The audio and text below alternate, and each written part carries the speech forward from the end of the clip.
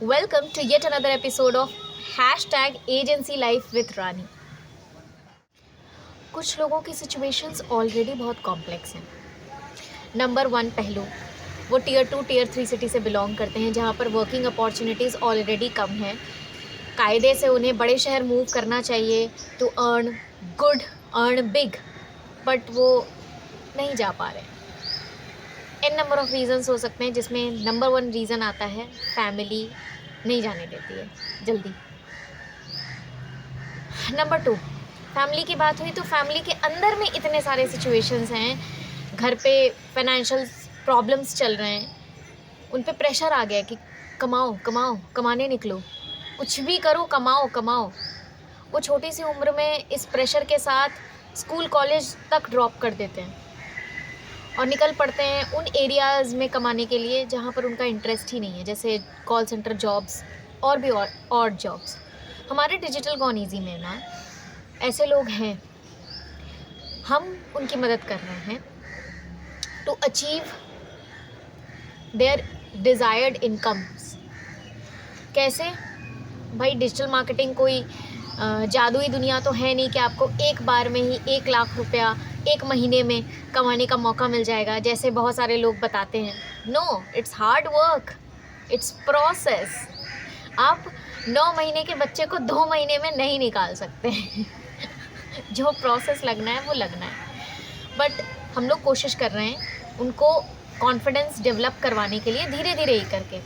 पहले आप first 3K कमाइए, फिर first 10K, then first 35K, then first 50K.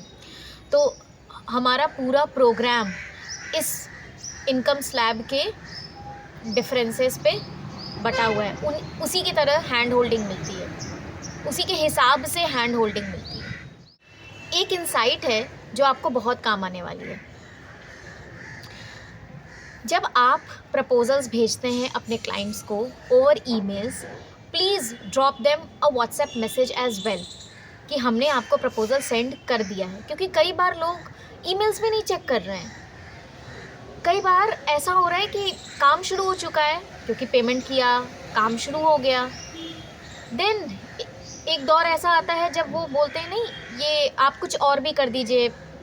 For example, X number of deliverables were promised in the proposal and according to which the work started. But वो कहेंगे नहीं नहीं, आप ये भी कर दीजिए ना, आप वो भी कर दीजिए ना. अरे, और जब आप बोलने जाएं कि प्रपोजल में तो ऐसा कुछ नहीं था, तो वो कहेंगे कि मैंने प्रपोजल नहीं पढ़ा. ऐसा हुआ है मेरे साथ, तो आप देख लीजिए. मैं तो कहूँगी कि आप उन्हें फ़ोन पे भी बता दीजिए कि मोटा मोटी मैंने ये सारी चीज़ें प्रपोजल में ऐड की हैं, are you okay with it. Please expectations शुरू में ही क्लियर होने चाहिए. एक्सपेक्टेशंस मिसमैच नहीं होना चाहिए. उन्हें पता होना चाहिए कि हम लोग किन डिलीवरेबल्स पे काम कर रहे हैं, राइट. हम लोग नॉर्मली क्या करते हैं ना, क्लाइंट के टेस्टिमोनियल्स लेते हैं, बट यहाँ मैं क्लाइंट का टेस्टिमोनियल देना चाहती हूँ. क्यों भाई? These clients are blessings. Why? The amount of clarity they have कि उन्हें क्या क्या चाहिए विद द टाइमलाइंस. अमेजिंग. जब आपको ब्रीफ मिलता है ना प्रॉपर कि उन्हें क्या चाहिए, तब हमें भी काम करने में मज़ा आता है. एंड ट्रस्ट मी, रिविजन्स होते ही नहीं हैं, और होते भी हैं तो maximum 1. Yes, I am working with such clients as well and I am very blessed, जो ब्रीफ अच्छा दे सकते हैं, आर्टिकुलेट अच्छा कर सकते हैं. आजकल बहुत सारी कम्युनिटीज़ का चलन आ गया है. आप ये कम्युनिटी ज्वाइन कर लीजिए, आप वो कम्युनिटी ज्वाइन कर लीजिए. And trust me, in my case communities have been a blessing.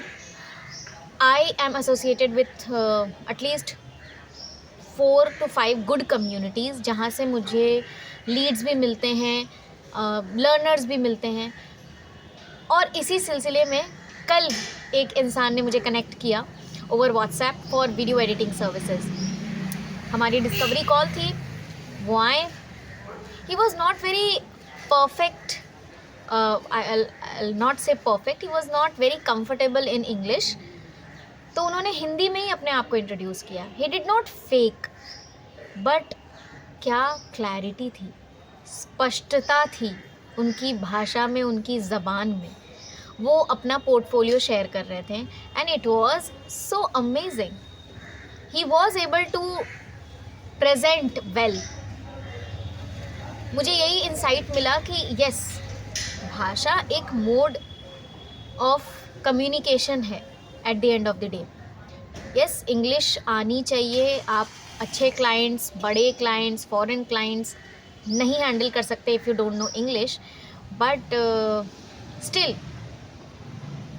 अगर आपको जर्नी स्टार्ट ही करनी है और you are not very well versed with English, so don't get disappointed. आप स्टार्ट कर सकते हैं, काम कर सकते हैं, and I am definitely sure कि अगर वो हमारे साथ कोलैबोरेट करेंगे तो इंग्लिश के डिपार्टमेंट में भी वो बहुत अच्छे हो जाएंगे. एंड वाई कैन आई से दिस वेरी कॉन्फिडेंटली, बिकॉज अभी रिसेंट मेरे पास केस स्टडी है. एक बंदा जो कि डे 1 पे मेरे साथ इतना ज़्यादा हिचक के बात कर रहा था अंग्रेज़ी में, and now he is confidently dealing with our clients in English in just a span of 3 months. So इतना भी हुआ नहीं बनाना है इंग्लिश का. आपको बेसिक्स आता है इंग्लिश का, आई नो दैट. बहुत सारे लोग हैं जो लिख बहुत अच्छा सकते हैं इंग्लिश में, बस जब ज़बान में उसे लाने की बात आती है या थिंकिंग इंग्लिश में करने की बात आती है, वहाँ पर वो लैग कर रहे हैं. It's all about practice. अगर आप एक कम्युनिटी में रहते हैं, एक हेल्पफुल इन्वायरमेंट में रहते हैं, जैसा मैं बनाने की कोशिश करती हूँ अपनी एजेंसी में, you will learn it very fast. Trust me, it's possible. And now it's gratitude time.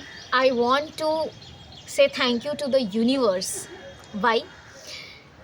जैसे कहते हैं ना, किसी चीज़ को शिद्दत से चाहो तो पूरी कायनात उसे तुम्हें मिलाने की साजिश में जुट जाती है. तो वही हो रहा है. I'm really blessed. I'm really blessed. Why?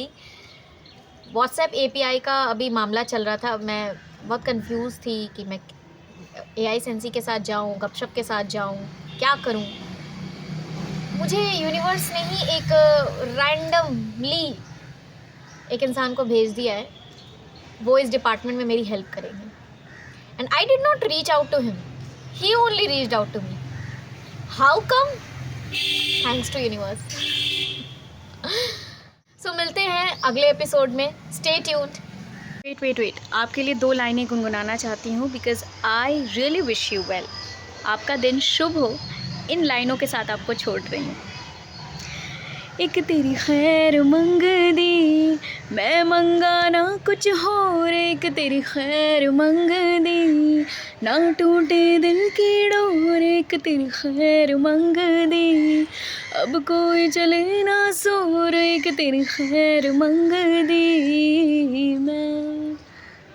My vlogs #agency life with Rani to follow my journey.